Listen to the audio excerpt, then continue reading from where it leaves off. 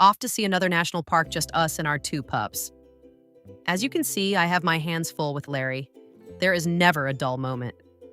We left our home base in North Phoenix in the early morning, heading south for a long weekend in the Sonoran Desert to explore Saguaro National Park.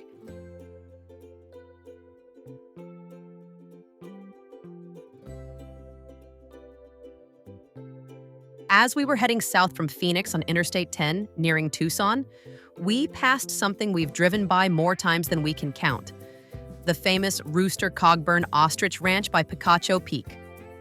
I honestly can't tell you how many times we've seen it from the highway and just kept driving. But this time, we stopped. And I'm so glad we did. It was so much fun. We got to feed ostrich, tortoise, bunnies, goats, and lorikeets. It was like I was a kid again.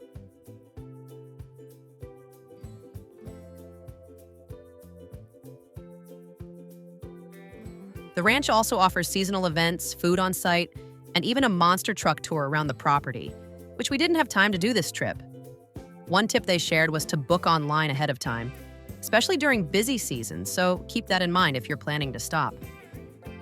It was such a fun and unexpected way to break up the drive before heading into the desert landscapes around Tucson. Our destination was Saguaro National Park near Tucson, but this time, we decided to stay somewhere new. For the first time, we camped at Catalina State Park, and we were honestly impressed. Nestled at the base of the Santa Catalina Mountains in Oro Valley, Catalina State Park offers wide-open desert views, thousands of saguaros, and spacious campsites with mountain backdrops that are hard to beat. The park sits at around 2,700 to 3,000 feet in elevation and covers about 5,500 acres of Sonoran Desert landscape. It has over 100 campsites, hiking trails, and lots of bicycle paths in the area. For a first stay, we were very impressed. The campsites were well laid out, clean and quiet, and waking up with the Santa Catalinas glowing in the morning light was beautiful. The next morning, we got up and headed from Catalina State Park, just a short drive to the west side of Tucson, to Saguaro National Park, the Tucson Mountain District. I would say maybe a 40-minute drive. We stopped at the Red Hills Visitor Center. Here, we picked up park maps, spoke with the rangers, and got a little information about the park and dog-friendly trails. We learned about desert plants and wildlife through exhibits. Then, browsed the gift shop and got our passport book stamped. As we begin our drive, here are a few facts about the park. It was established as a national monument in 1933 and became a national park in 1994. The park protects over 92,000 acres of Sonoran Desert landscape and is divided into two districts about 30 miles apart. As I stated, the Tucson Mountain District to the west and the Rincon Mountain District on the east side of Tucson. The park preserves the iconic cactus, which can live to be 150 to 200 years old. They can grow over 40 feet tall and often don't grow their first arm until 50 to 70 years old. Each cacti is unique in their own way. We drove the scenic Baja Loop Drive. The loop is about 6 miles long, mostly graded dirt road, which wasn't too bad. I was a little nervous because I didn't want Larry's beautiful van build to rattle apart. I'll just tell you now, it held up fabulous. I should have known. The drive takes around 1 to 2 hours with stops. There are several scenic pullouts and trailheads along the route, which was great to stretch our legs and get the pups out.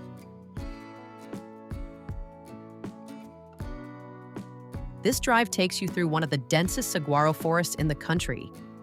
The views of the Tucson Mountains rising behind thousands of towering cacti are absolutely incredible. Driving through the Tucson Mountain District really gives you a sense of how vast and unique the Sonoran Desert is. The sheer number of cacti is amazing.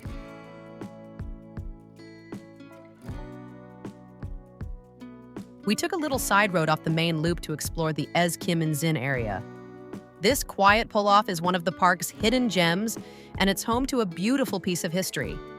The stone picnic tables and shelter here were built back in the 1930s by the Civilian Conservation Corps.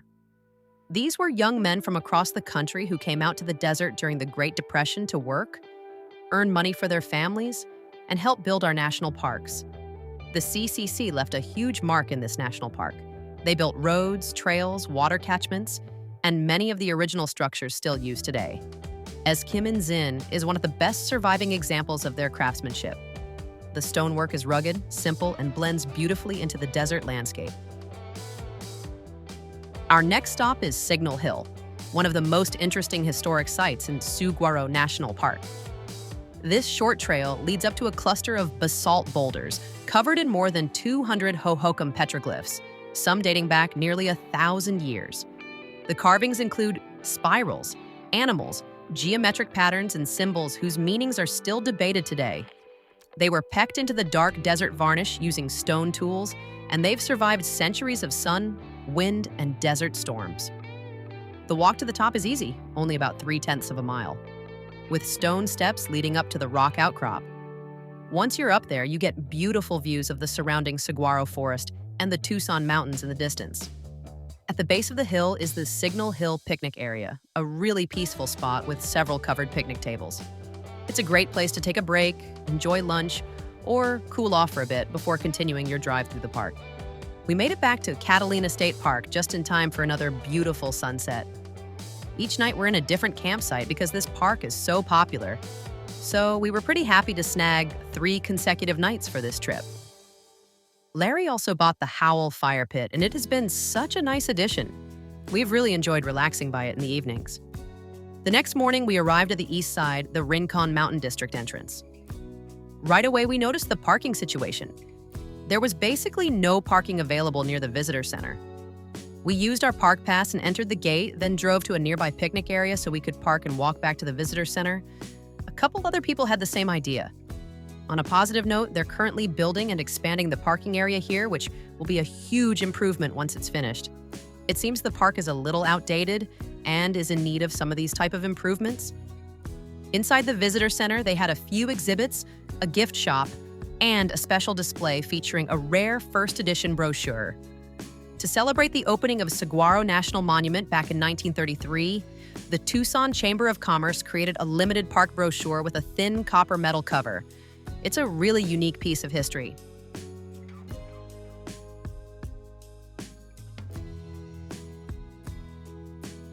The main way to explore Saguaro National Park's east side is the Cactus Forest Loop Drive. It's about 8 miles long and goes right through one of the densest saguaro forests in the Sonoran Desert. Along the drive, you'll find trailheads, historic sites, and plenty of pullouts where you can stop and take in the incredible desert scenery. I must say, this drive is a paved one-way road. As we drove along the Cactus Forest Loop, we quickly realized this area passes through one of the densest saguaro forests in the Sonoran Desert. Along the road, we saw hundreds of giant saguaro, along with ocotillo, mesquite, and palo verde scattered across the landscape. Wide desert valleys stretched out before us, with the Rincon Mountains rising in the background. When we stopped at the visitor center earlier, the staff gave us information about the location of 2 rare crested saguaro that would be easy to see from the road. So our first stop in search of one of these unusual cacti was the mica picnic area.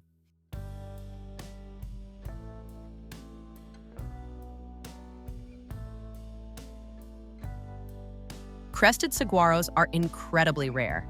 Some sources say there are about 27 documented in the park, while other readings suggest there could be as many as 75. Either way, they're very uncommon. And we were lucky enough to spot 2 while visiting the east side of the park. Scientists still debate what causes the cresting.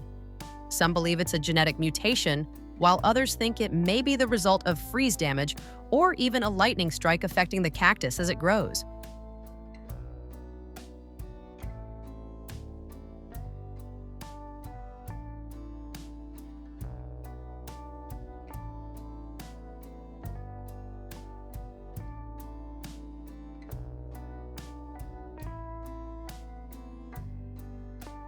We were able to get the pups out for a nice little walk along one of the dog-friendly paths. They always love getting out and stretching their little legs. The east side of the park actually has a few nice areas where you can stop and get your pups out for a short walk.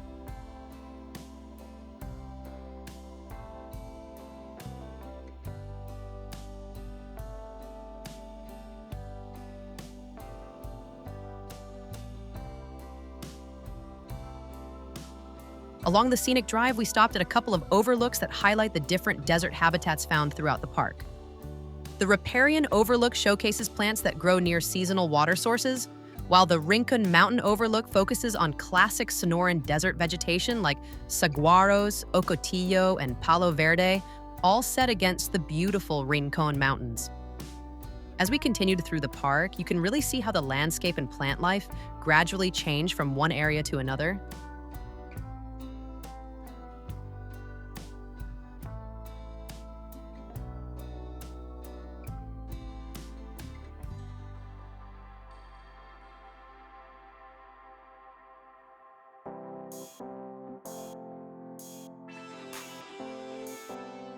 From what I've read, crested saguaros are protected under Arizona state law. Visitors are asked to stay at least 10 feet away to avoid damaging the roots, and of course, never touch or remove any part of the cactus. I would think not touching a cactus would be pretty much common sense, but the law is very serious. Damaging or removing a saguaro can carry severe penalties, including hefty fines and even possible prison time.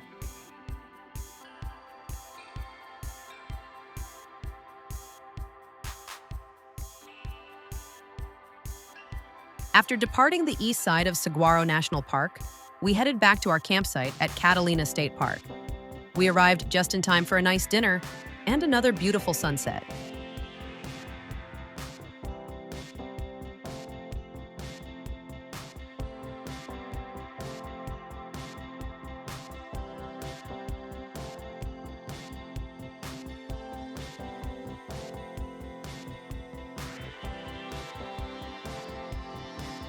The next morning, we packed up and started getting ready for our trip back home. It's been another fun-filled adventure. Since we didn't have to check out too early, we decided to squeeze in one last bike ride and hike before leaving. So off we went. I have to say the trails here are really great, and the saguaros this area are absolutely beautiful. Catalina State Park turned out to be even better than we expected. It's definitely one of the nicest parks in Arizona that we've stayed at so far. The staff is friendly and the campsites and facilities are very clean. I forgot to mention the day we arrived, they had a free jazz concert in the park. We did see that they do put on events in the park, which is great. The park covers more than 5,000 acres of foothills, canyons, and desert riverbeds, with plenty to do. You can go bird watching. There are over 150 species of birds recorded here. Hike the many scenic trails, go biking, or even take advantage of the equestrian facilities. Honestly, if someone stays here and gets bored, that's probably their own fault. We really enjoyed our time here and would definitely come back again if we're in the area. Wrapping up our thoughts on Saguaro National Park, we're definitely glad we made the trip and were able to check it off our bucket list. For us, it probably won't land in our top 5 national parks, and I think part of that is because it looks so much like our own backyard. We live in an area where saguaro grow right outside our windows. The hills, the desert landscape, and the wildlife all feel very familiar to us. It definitely reminds us of home. That being said, it is absolutely beautiful, and I'm sure it would be an incredible experience for someone who has never seen the Sonoran Desert before.